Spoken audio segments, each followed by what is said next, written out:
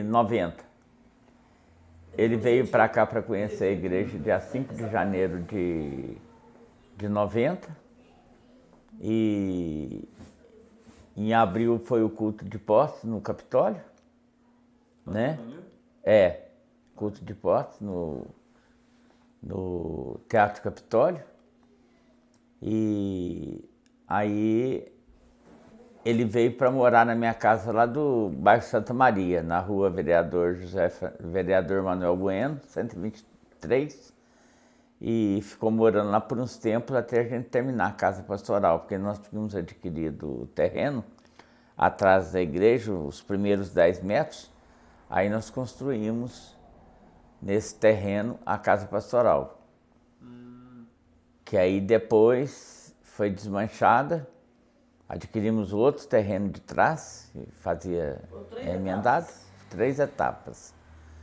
Aí demolimos a casa pastoral, aí o pastor Ivanildo foi morar na Avenida Francisco Navarra, no apartamento, quase que em frente ao Sacolão Center hoje, para aumentar a igreja. Aí demoliu a casa pastoral e foi morar lá na Avenida Francisco Navarra. Morou lá por volta de 1 ano e meio, 2 anos. Depois passou para a mesma Avenida Francisco Navarra, em cima do Sacolão Center, aquele prédio. Aí ele morou ali. Dali até janeiro de 1996. Depois ele foi para Marília, né?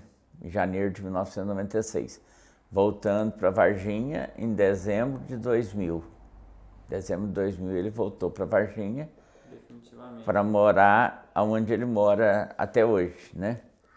E como é que foi? Como é que o senhor na rua Dona Ambrosina. O senhor conheceu eles, a irmã Lucrécia, ele? Como é que foi esse primeiro contato? Foi por indicação do cunhado dele, pastor Edilson, que era presidente da Convenção Mineira, né? Nós ligamos para ele que precisávamos de um pastor aqui em Varginha. Que o pastor Nilson, que até então era o pastor, o pai dos meninos, dos Silvas, e só que ele trabalhava na Polo Indústria e era difícil para ele atender a igreja e o trabalho da Polo, porque ele ocupava ele muito à noite, vinha em casa para buscá-lo. E às vezes ele estava na igreja. Então ele ficava lá fora guardando na Kombi e terminava o culto, ele saía e ia continuar o trabalho dele na Polo, quando dava defeito em alguma máquina, só ele que dava manutenção. Então o pastor Edilson mandou o pastor Ivanildo para a igreja conhecer e ele conhecer a igreja também para ver se ele gostava da cidade, da igreja, porque ele trabalhava na Jaú e ele era projetista e tinha um salário muito bom lá. Mas como ele teve o chamado de Deus atrás de uma prancha, trabalhando, que era para ele partir para a obra. Então ele veio para cá para ganhar muito menos do que ele ganhava lá. Veio por amor. E então no dia 5 de janeiro ele veio e pregou no sábado, pregou no domingo, e no domingo mesmo, pós-culto, antes de ir embora, que ele ia no ônibus Bragança. Ele vinha e voltava no começo. Ele vinha e voltava todo final de semana. Todo final de semana vinha um obreiro com ele. Porque ele ainda estava trabalhando. Estava trabalhando, porque ele teve que dar um tempinho para desligar da firma. Aí ele até abril, ele vinha e voltava. Aí quando ele deu o sim, que viria, então ao invés da igreja, a igreja era muito pequena, alugar uma casa, aí eu cedi a minha casa eu morava aqui já no bairro Santana, na rua Vereador de São Francisco, no 200, então eu cedi a casa de Santa Maria para ele morar por uns tempos. Até construir a casa pastoral. Até construir a casa pastoral. E quando ele chegou aqui, como é que era a realidade da igreja? Quantos membros? Como é que era o dia a dia da igreja? Tinha por volta de 46 irmãos. 46 irmãos, contando jovens, adolescentes e adultos. Então era bem pequeno, né? A igreja era bem pequena. Isso em 2000 que ele chegou? Isso em 90. Ah, sim. 1990. A primeira vez que ele veio. Que ele veio em janeiro de 1990 e foi embora em janeiro de 1996. E retornou para Varginha em dezembro de 2000. Isso definitivamente. Aí definitivamente, aí ele já ficou direto, que nós ficamos aqui, nesse endereço, na parte de baixo, na parte inferior dessa casa. Nós ficamos por volta de 1 ano e meio, mais ou menos, né, Regina? E depois unificou a igreja. Aí o pastor Francisco foi embora e nós fomos voltamos para Justiniano 6.141. Então a gente pode dividir a história do Brasil para Cristo em 2 etapas. Essa história que o senhor contou agora do pastor Ivanildo, uma história linda, né? Mas anteriormente ao pastor Ivanildo, a gente tem uma história maravilhosa que é a igreja, ela fundada, né? Ela foi fundada, né, pelo presbítero Mauro, né? Juntamente com o pastor José das Chagas Lima, né? Correto. Então, assim, e qual que é o legado dessa época que o presbítero Mauro e o pastor José das Chagas Lima Sim. deixou pra gente que hoje está ali na igreja, está naquele tempo maravilhoso e estamos subindo para um novo tempo. Qual que é, assim, a importância e o legado mesmo, né? E o que isso hoje a gente pode passar para os jovens que estão aqui hoje assistindo, né? Para a gente, o que esse legado e qual que é a mensagem que o senhor pode passar para a gente nesse momento?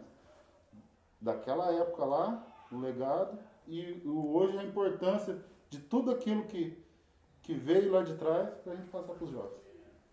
Sim. Foi muito importante a batalha que o pastor José das Chagas Lima e o presbítero Mauro, meu pai, enfrentaram, né?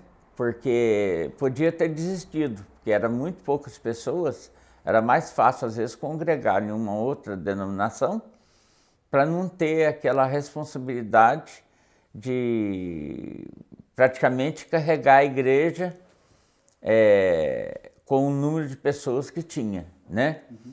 Então, mas graças a Deus que nós permanecemos firmes e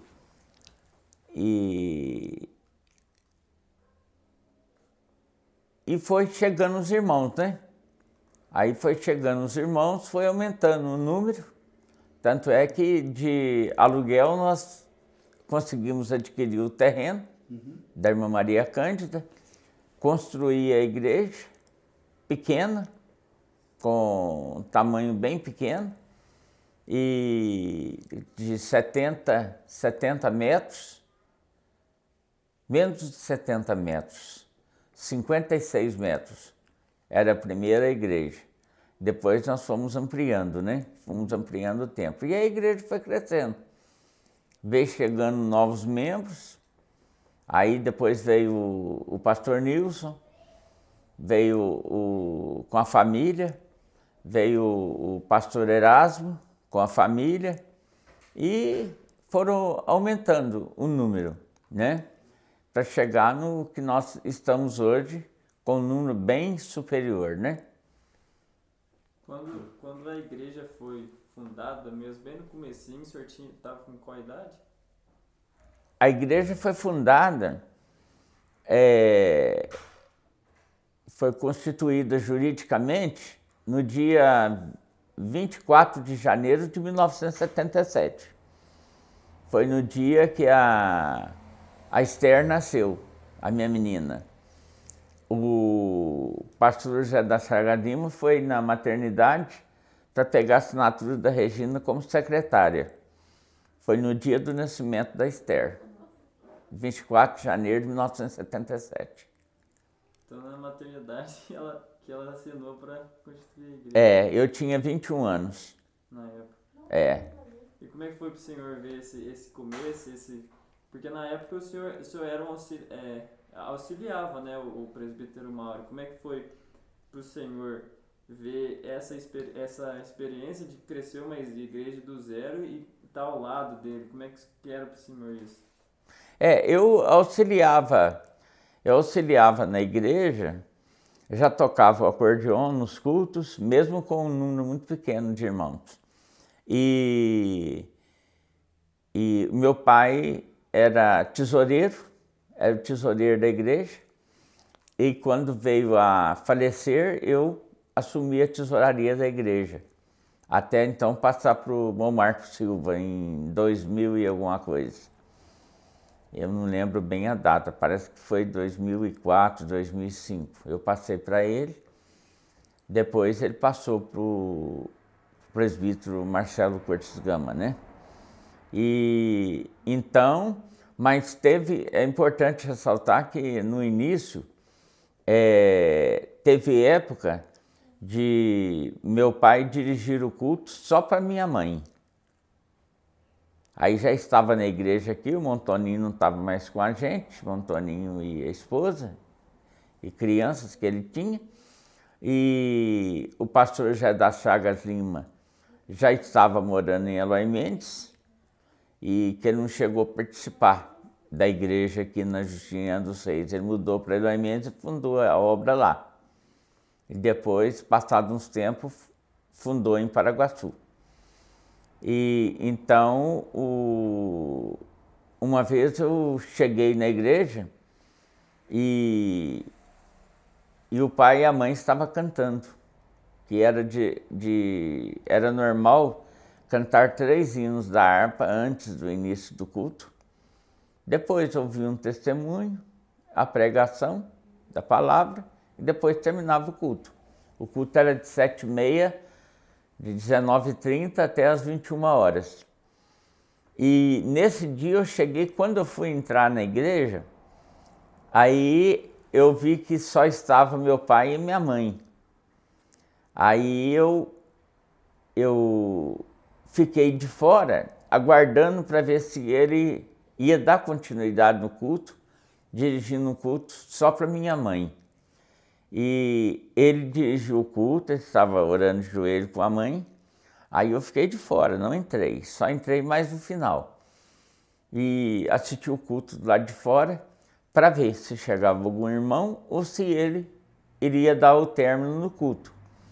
Ele dirigiu o culto até as 21 horas, pregou, deu oportunidade para minha mãe levantou, leu um salmo. Se não me falha a memória, era o Salmo 91. E aí a mãe assentou e ele fez a leitura da palavra e discorreu sobre o tema, e como se a igreja tivesse cheia. Então ele saudava os irmãos com a paz do Senhor, e era só minha mãe. E como se a igreja estivesse cheia. E ele deu uma palavra profética, quando a igreja estava pequenininha mesmo, assim, com poucos irmãos, 5, 6 irmãos, que os olhos dele ainda ia ver a igreja cheia e com pessoas assistindo o culto pelas janelas. Era uma profecia que era fé, né? Que a fé é se acreditar naquilo que você não está vendo. Então, estava ele e a minha mãe, e tinha mais uns 3, 4 irmãos.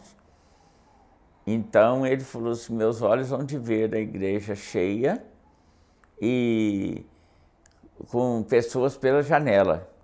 E ele não só viu aquele templo pequeno assim, como depois de ampliado, cheio e com pessoas pela janela. A gente colocava as cadeiras, né, Regina?